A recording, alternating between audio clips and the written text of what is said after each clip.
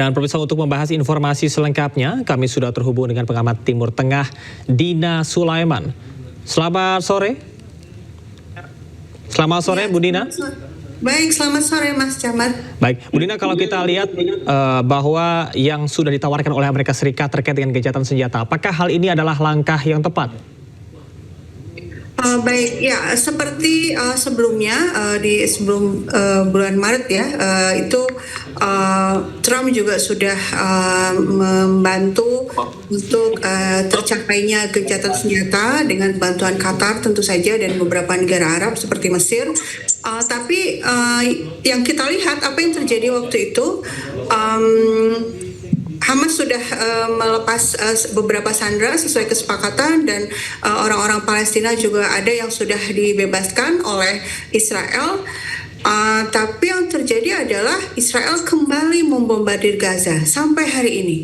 Dan kemudian Trump kembali menawarkan gencatan senjata tapi hanya 60 hari. Artinya apa? Pihak Amerika Serikat dan juga seandainya disetujui oleh Israel itu hanya menginginkan kembalinya sandera, tapi tuntutan dari pihak Palestina itu diabaikan. Di awal pastilah mereka mengatakan oke, nanti akan ada penghentian serangan, tapi buktinya selama ini bukan hanya kali ini saja di periode genosida yang dari 2023 sampai sekarang, tapi di tahun-tahun sebelumnya itu kan memang Gaza sudah berkali-kali dibombardir dan akhirnya berakhir dengan gencatan senjata. Tapi kemudian juga dilanggar lagi oleh Israel. Israel kembali membombardir Gaza. Sehingga apapun yang ditawarkan oleh Amerika Serikat sebenarnya tidak akan menyelesaikan persoalan secara sustainable, secara berkepanjangan ya, berkelanjutan. Hanya akan meredakan konflik sementara saja, tapi kemudian Israel dibiarkan kembali oleh Amerika Serikat untuk melanjutkan genosidanya di Gaza. Baik, Bu Dina, apakah artinya menurut Anda perlu ada kondisi minimal yang dilakukan untuk gencatan senjata, misalnya kalau ada pengawasan ataupun juga sanksi ketika ada sesuatu yang dilanggar? Iya, harusnya demikian ya. Kalau kita lihat sebelumnya perjanjian gencatan senjata itu kan direncanakan 3 tahap ya. Di tahap pertama itu ada pelepasan sandera dan itu sudah dipenuhi permintaannya oleh pihak Hamas. Tapi kemudian yang diminta oleh Hamas kan Israel keluar dari Gaza, tidak lagi membombardir Gaza dan perbatasan dibuka. Yang terpenting sekarang kan itu ya, betul-betul orang Gaza sekarang betul-betul kelaparan dan kalau mereka mengantri makanan, ingin mendapatkan makanan di pusat distribusi yang dikelola oleh Amerika dan Israel, mereka malah ditembaki. Nah, artinya melihat pengalaman ini, Israel selalu melanggar dan Amerika selalu membiarkan saja pelanggaran tersebut. Perlu ada upaya dari komunitas internasional yang betul-betul berdampak. Dewan Keamanan PBB itu seharusnya mengeluarkan resolusi yang sebenarnya memang sudah diatur ya di Piagam PBB nomor 41 dan 42 ya, yang menyatakan bahwa sebuah negara yang sudah melanggar Piagam PBB, sudah melakukan kejahatan kemanusiaan itu seharusnya dijatuhi hukuman sanksi ekonomi. Kemudian kalau itu tidak mempan ya, tidak menghentikan, itu PBB bisa melakukan serangan menggunakan serangan militer. Nah, ini yang harusnya diimplementasikan ya oleh PBB. Karena kalau tanpa sanksi, tanpa tekanan yang keras kepada Israel, itu Israel rekam jejaknya jelas ya, akan selalu melanggar perjanjian apapun yang dia setujui. Baik, Bu Dina, saya mau pertegas apa yang Anda sampaikan tadi berkaitan dengan komunitas internasional. Kalau berbicara lebih spesifik lagi mengenai negara-negara Muslim yang ada di sekitar Palestina dan juga Israel, apa yang perlu dilakukan?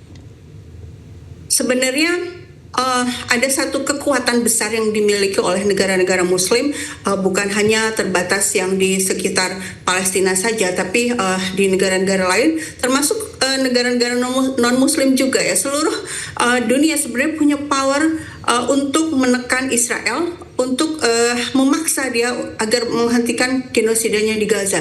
Apa itu? Kekuatan ekonomi. Ya, perang itu butuh dana, perang itu butuh suplai logistik. selama dana masih mengalir, selama suplai logistik masih mengalir, ya rezim Zionis akan melanjutkan terus genosidanya, karena memang tujuannya bukan hanya sekedar melepaskan Sandra. Sandra itu alasan saja.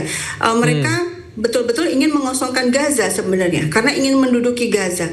Sehingga kalau komunitas internasional kompak memberikan tekanan ekonomi, menghentikan sementara perdagangan dengan rezim Zionis Israel, itu dalam sekejap ekonominya lumpuh dan dia akan menghentikan perang. Kan gitu ya. Baik, apakah salah satu implementasi tekanan ekonomi adalah juga dengan boikot produk Israel? Boykot itu salah satu tekanan ekonomi yang sangat efektif, ya. Tapi selama ini kan kebanyakan dilakukan di level civil society, di masyarakat saja. Sudah ada dampaknya, banyak sekali investor yang akhirnya gulung tikar di Israel, ya, dan bisnis dan perekonomian di Israel sekarang sangat memburuk. Tapi ini bisa dipercepat kalau tindakan ini dilakukan di level negara. PBB baru-baru ini sudah mengeluarkan, ya, perusahaan-perusahaan apa saja yang berkontribusi kepada genosida, dan itu bukan sebatas perusahaan Israel saja, tapi perusahaan manapun yang berkontribusi kepada Israel untuk melanjutkan genosidanya di Gaza. Saya pikir negara-negara, pemerintah Indonesia dan pemerintahan negara lain perlu menindaklanjuti laporan ini dan melakukan pemutusan kerjasama dengan perusahaan-perusahaan itu supaya Israel dapat ditekan sesegera mungkin, karena kata-kata sudah cukup, ya. Diplomasi, semua tekanan, kecaman itu tidak ada yang mempan. Berarti kan harus ada hukuman yang keras, ya, kepada Israel. Oke. Baik, adanya sanksi yang tegas. Tapi kalau kita berbicara tentang gencatan senjata yang mungkin terjadi di masa lampau atau di konflik lain, apakah ada yang bisa kita jadikan sebagai parameter ataupun juga contoh idealnya seperti apa gencatan senjata yang baik? Ya, gencatan senjata itu akan sustain, gitu ya, akan menjadi sebuah perdamaian yang jangka panjang. Perdamaian itu bukan berarti berhentinya perang, enggak. Perdamaian itu adalah ketika keadilan ditegakkan. Kalau dimaknai perdamaian itu hanya berhentinya perang tapi keadilannya enggak ditegakkan, penjajahan masih berlangsung, itu pasti akan muncul lagi peperangan baru, karena orang-orang yang ditindas pasti akan terus melawan.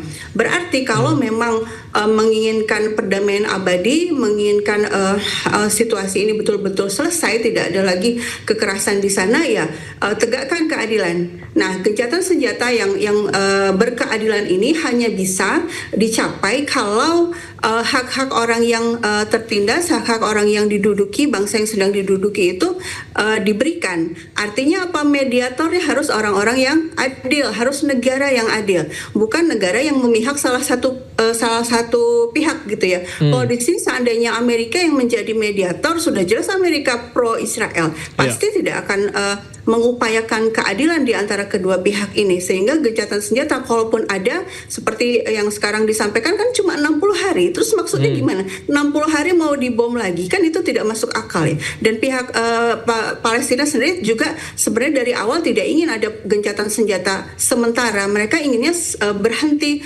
selamanya, tidak ada lagi blokade ke Gaza, tidak ada lagi penyerangan terhadap Gaza. Oke, sampai dengan saat ini masih terus terjadi genosida di Palestina. Bagaimana sebetulnya peran aktor non-negara? Kalau kita tadi bilang negara, ada Israel, ada Amerika, tapi bagaimana dengan aktor non-negara seperti kelompok-kelompok organisasi kemanusiaan seperti United Nations atau Liga Arab? Apa yang perlu mereka lakukan supaya gencatan senjata ini bisa efektif? Ya, kalau bicara soal PBB, soal Liga Arab, itu kan sebenarnya kumpulan negara-negara, ya. Pada akhirnya mereka punya kekuatan untuk melakukan tindakan kolektif.